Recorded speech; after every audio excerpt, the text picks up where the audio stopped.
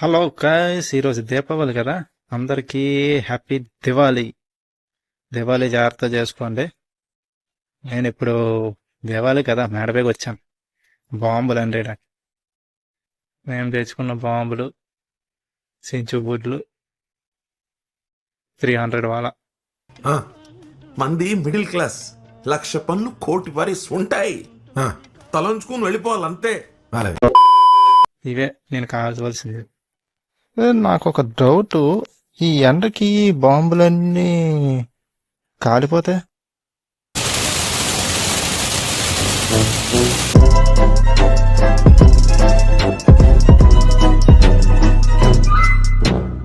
ఇవి చాలు. ఇవి కన్నా ఎక్కువ కాలితే పొల్యూషన్ వచ్చేస్తుంది.